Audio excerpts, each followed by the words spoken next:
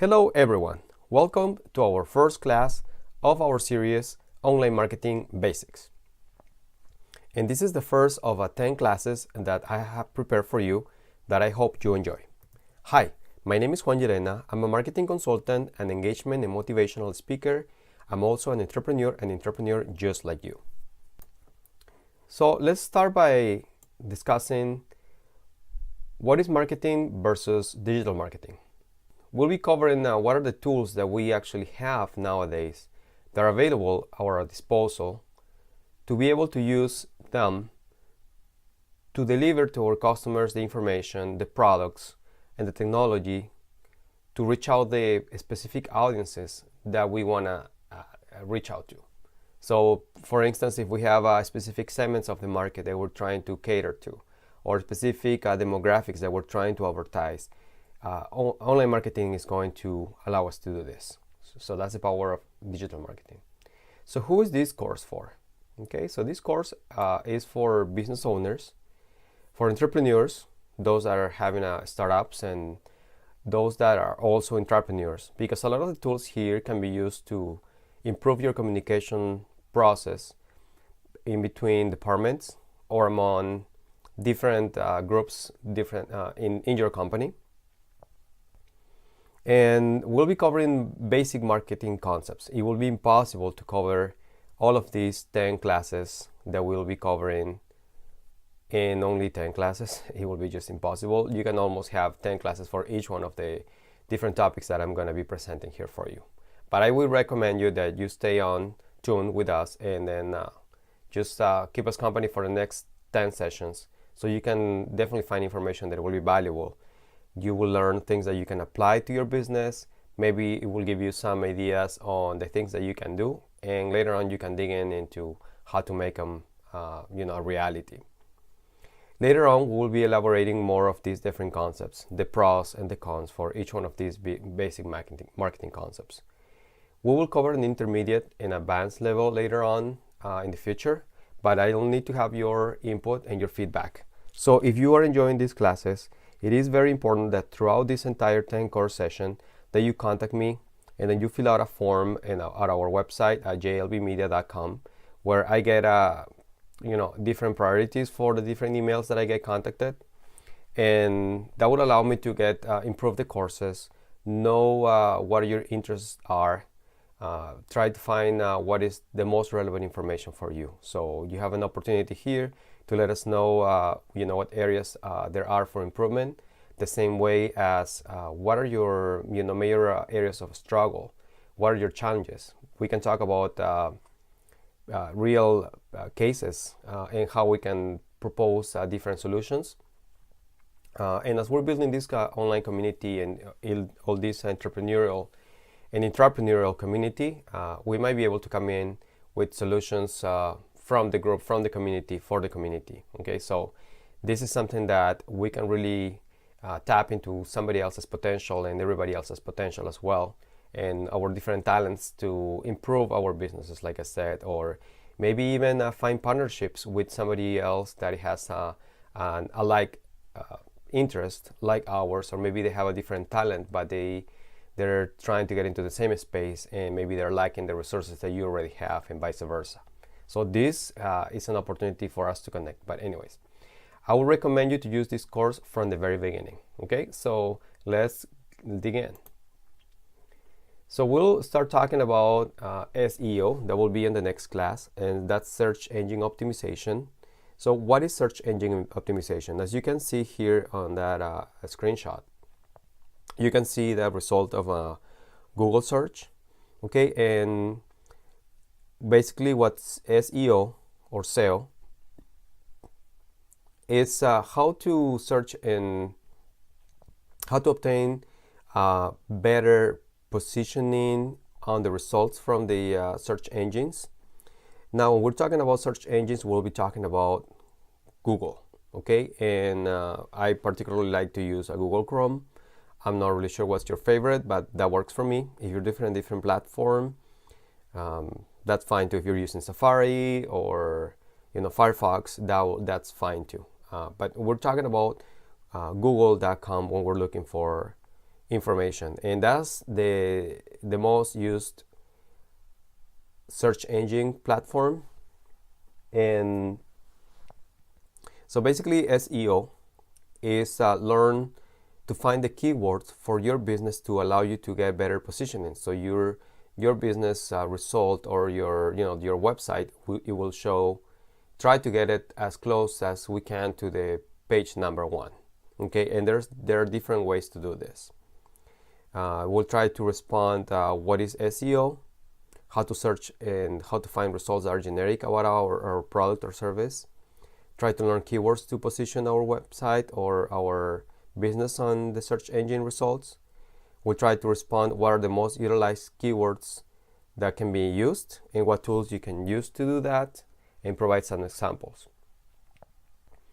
The goal for search engine optimization and why you should be concerned about this and pay some interest is because you're looking to find qualified visitors to your website, those that can be turned into conversions, those that can be turned into potential consumers that will actually purchase your products or services. Okay, so you need to try to attract these different people that are searching actively on the internet from an organic way, and that means that you're not paying to show a higher positioning on a search engine when somebody looks for something that you offer, but instead you rather show with relevant results and with relevant content and the right keywords for your business to show up higher, so Google knows what you're all about, and it might kind of boost your positioning on the search engine results.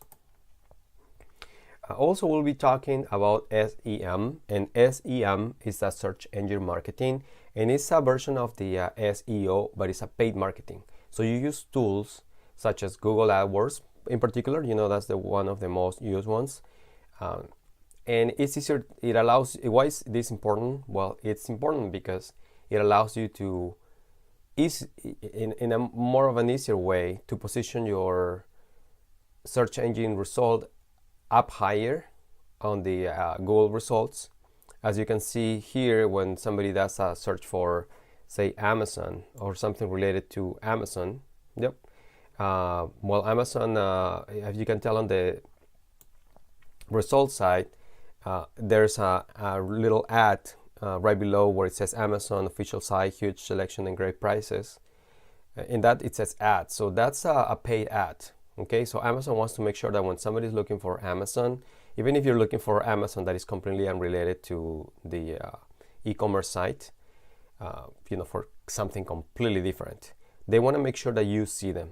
Okay, they don't want to miss that out, so they bid on Google to have the highest, the first result out there. And now this is a little more expensive, that search engine optimization, because you have to pay every time someone clicks in our link. Okay, and as you can tell, like looking on the screenshot on the right hand side, then there's also a result for Amazon right there on Google. Now the pricing that you pay is set based on your competition. Okay, so like if you're a haircut place, if you're a salon, it will be very expensive probably if you just use you want to show in the first place when somebody types in a haircut, because it will be very expensive, because you will be competing with more businesses since it's such a generic keyword description. But if you use something a little more specific, not quite as your name, but something a little more specific like haircut in your own town's name, you might have better chances to filter out everybody else that is not in that specific geographical area that you serve, and you will try to get up in front of other haircut places that are in the same area.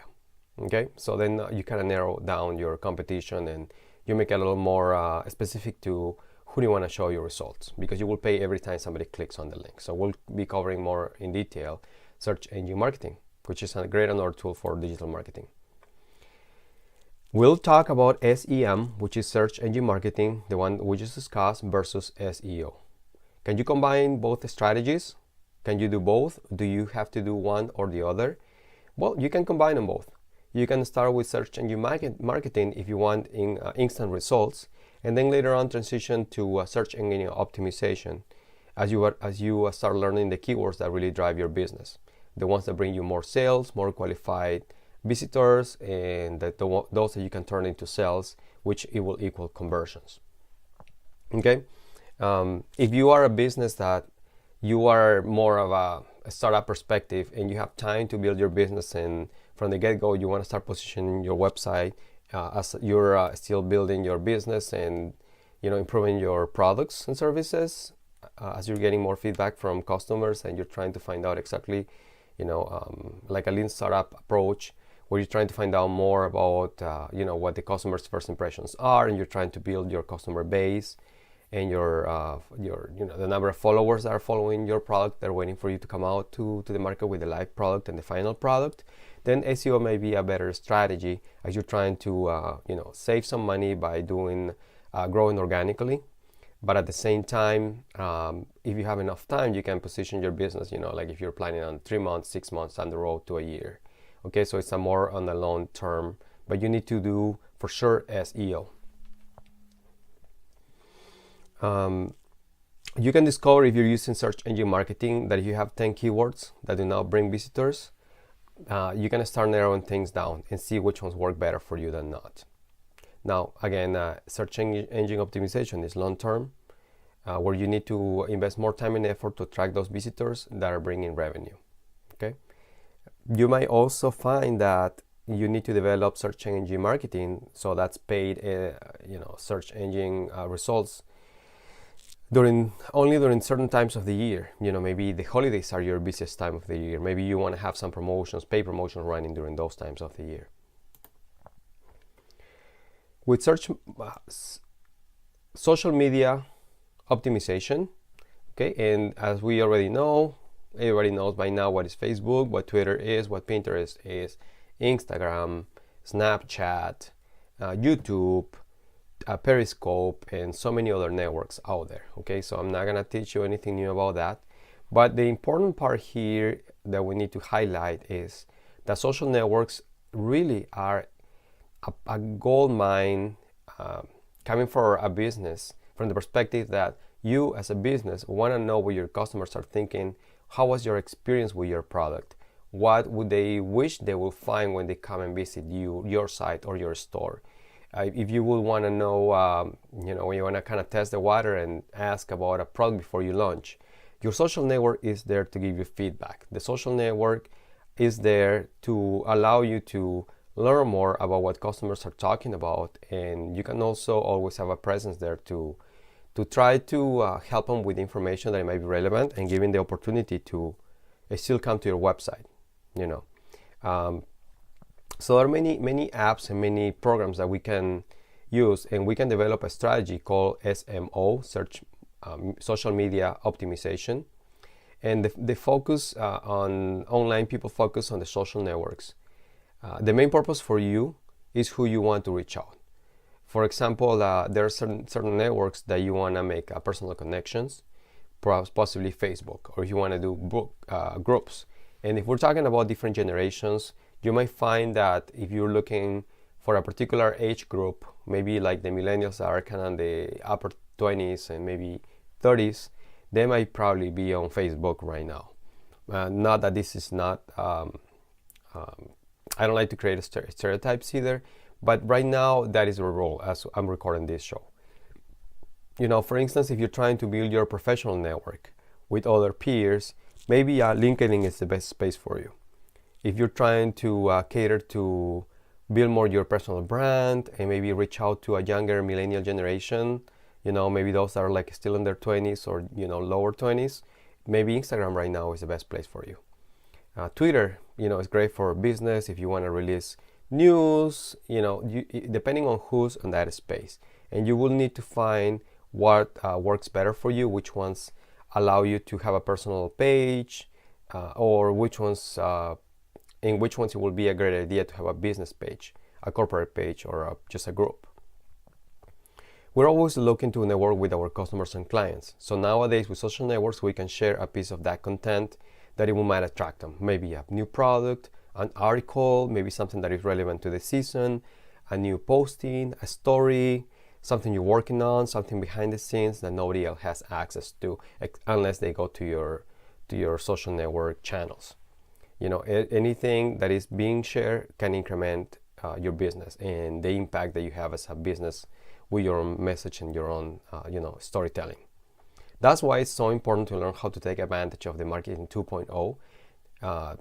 That's why we have social media managers, and those are the ones that have to learn how to leverage the technology to allow us to tell our story, to tell your story, and find new fans, find new followers, and supporters for your business.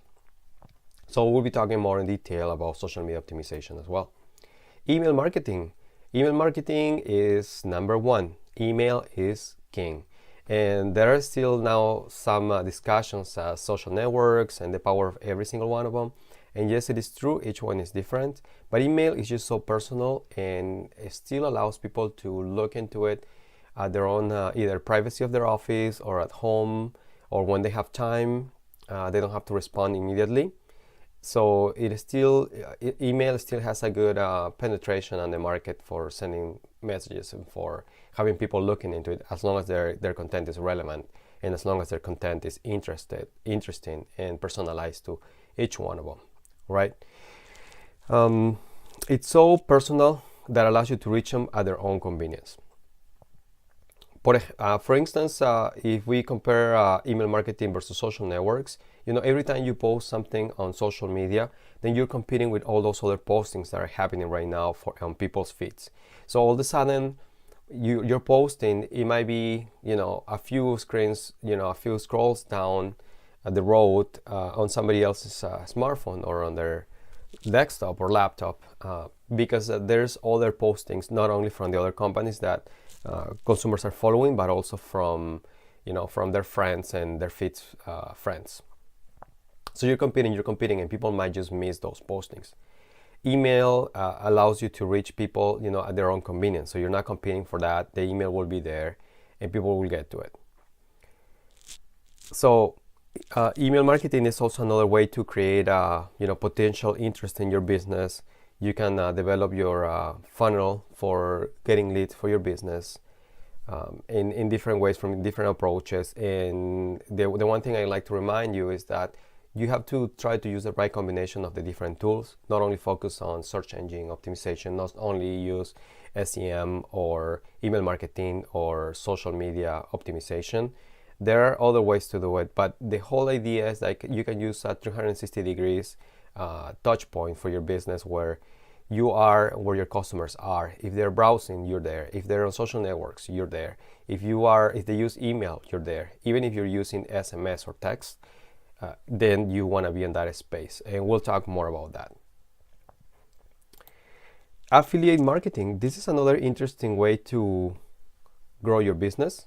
Okay, and basically what affiliate marketing is allows you to find people who already love what you do or sell, so they already are your fans, and allows us to reward them with an economic compensation or another way. It can be in exchange of credit for a product or service, or and some other type of compensation for their effort to allow us to get to other people who are out of our networks, but that are in their networks. So this is great if you can contact people that are influencers and they have a lot of followers, and particularly that their followers are in that same space that you want to be, if it's the same type of demographic that you are interested in being. And this is so great just because if your product allows you to have a high profit margin product, that you can maybe take a little bit of a loss in there, but at the same time, not a loss from losing money from what it costs you to make the product. But if you have a product that you're making like 80-90%, maybe you can take a 25%, 20%, 15%, depending on the product, depending on the ticket size of the product, and maybe you can use this as an incentive for your affiliates to earn as they're posting about your product and maybe writing honest reviews about the services and the benefits of using your product or buying your product on their own networks.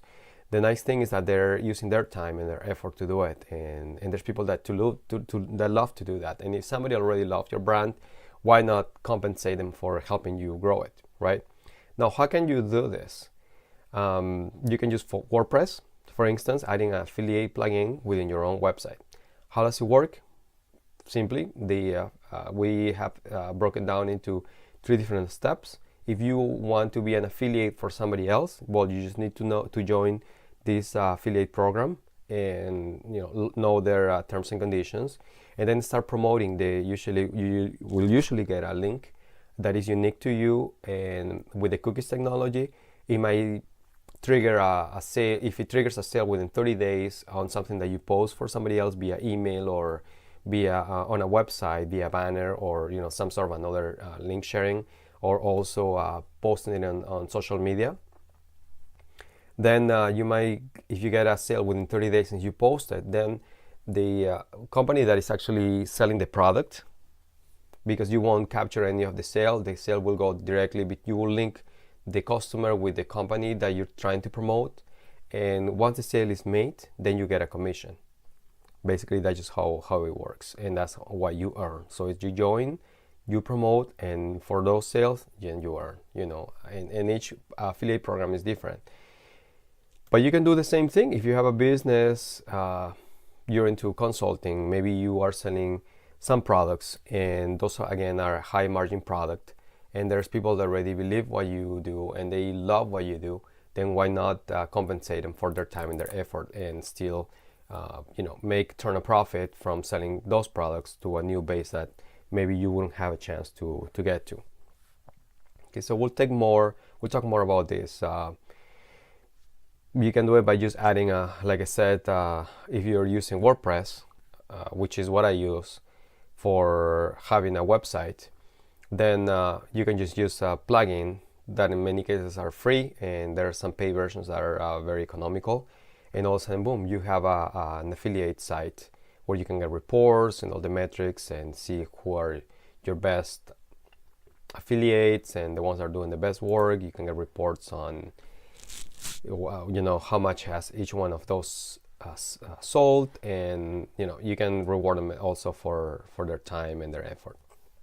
E-commerce is selling products or services via online, via an e-commerce. For instance, my services, I provide my services online as well, and I have e-commerce on my business too, not only on JLB Media, but I also have an e-commerce for a family business. It depends on your approach, whether you're a B2B or a B2C, if you are selling from your business to another business, or if your business model is selling from your business to the final consumer. So it's a B2B or a B2C. You can set it up either way. E-commerce focuses on sales. The question is, how can we optimize it? There's so much competition. Well, you can always make a statement. You can always be different. You can always tell your story better. And basically the same practices that apply for the conventional marketing can be applied for the e-commerce and the online digital marketing, only with different tools that allows us to reach out to a broader audience and to have a more personal connection with customers if we find the right combination of our message with the intended message that we deliver. Usability, that will be another topic that we will be discussing, and usability refers to the level of user friendliness when somebody is using a website. So if you go to Amazon, is it harder to shop? Is it easier to shop? If you go to Barnes & Nobles, is it harder to shop? Is it easier to shop than Amazon? If you go to eBay, I'm just comparing some e-commerce sites, in this case some marketplaces, where some are probably easier to use than others, some are easier to check out than others. The integration, it should be as simple as it doesn't need to be explained. So if somebody is using the website, you shouldn't need to train them on how to use the website. I'm talking about a final consumer. It should be just intuitive. Either an e-commerce or a website should be, anybody should be able to use it, regardless of how much are they familiar with your products or not.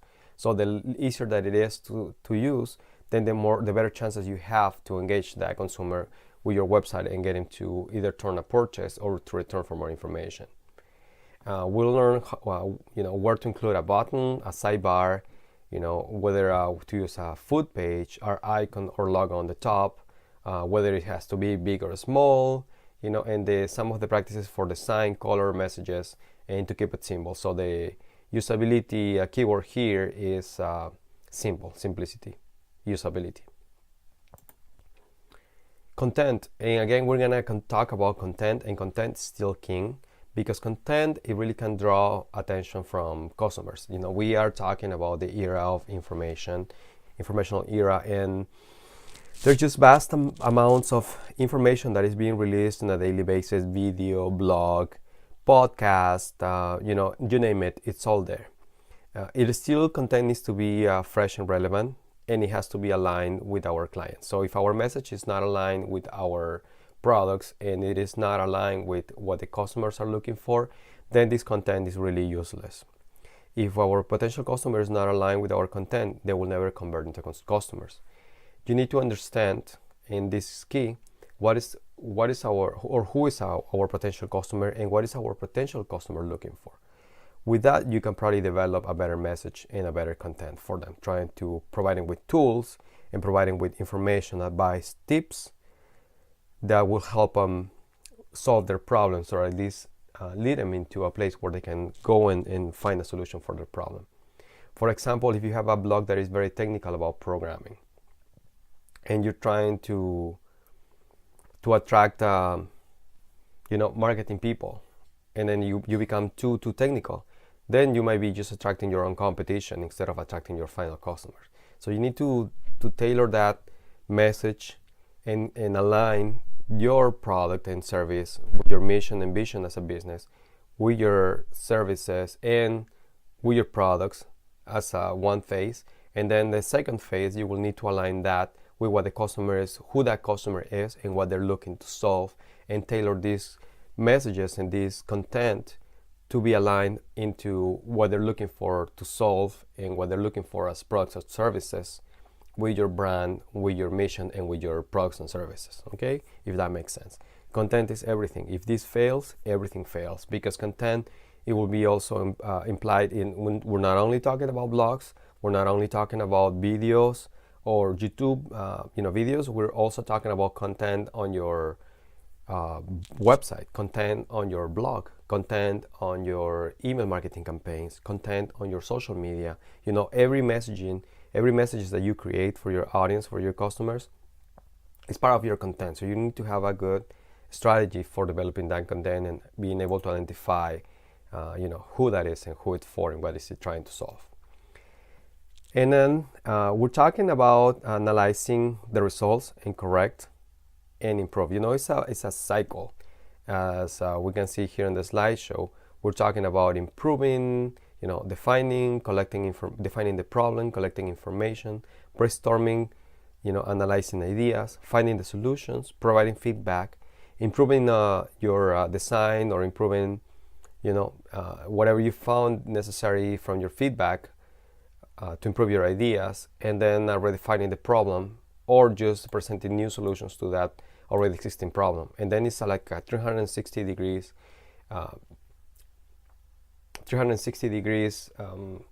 cycle that it doesn't end. It doesn't end. You need to continuously improve your business, your processes, your products.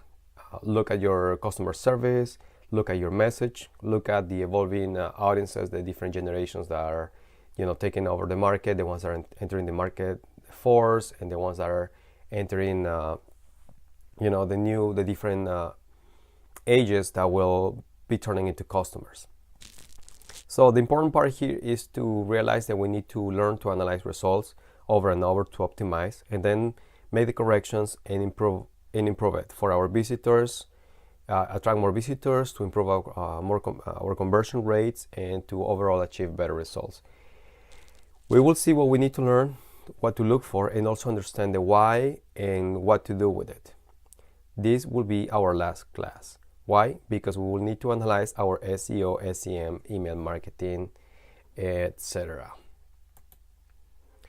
All right, this is a recap for what these 10 sessions will be, the rest of the 9 sessions. I'm hoping that this is something that is important for you and that is relevant, and that you take a little bit of your time. I am doing this because I really want to propose some ideas, and I really want to help you get some more knowledge and information and improve your skills, maybe brush up on your skills, Maybe there are some things that you already learned in the traditional way that you didn't know you can do with digital marketing. And again, this is just a great opportunity and a great time for small businesses, because we can compete with the big guys in a much more dynamic way that they can, since they we're not probably too large yet that we can make decisions, and then we have the luxury that we can try different things. So our financial muscle might not be as large. Maybe it might be, maybe not, depending on who you are. But the important part here is that using and leveraging the right tools and what's available at our disposal, that we can really create an impact and really show results in our bottom line, doing the things that we love, having fun with the things that we have fun with, and just doing what we have a passion for and a talent for. Okay, and again, like I said, the return, the profit, the money that you make at the end of your day or at the end of the period is just a byproduct. If you can do what you love doing, then you're just being so lucky, since a lot of people can't say that or can't do that. Okay, so if you are an entrepreneur or you want to become an entrepreneur, if you're already an employee and you want to become an entrepreneur and improve the experience for your customers and have a better workplace, because there's nothing wrong with being an entrepreneur as well, as long as you are happy. That's what we're looking for. And the more you can learn, the more you can use. You learn something from these courses. It's just so great. It just makes me really, really happy from the bottom of my heart. This community is for you, and this is here to improve your skills. Again, my name is Juan Llerena. I look forward to get your feedback soon, and I appreciate having you here. Have a good day. See you next time.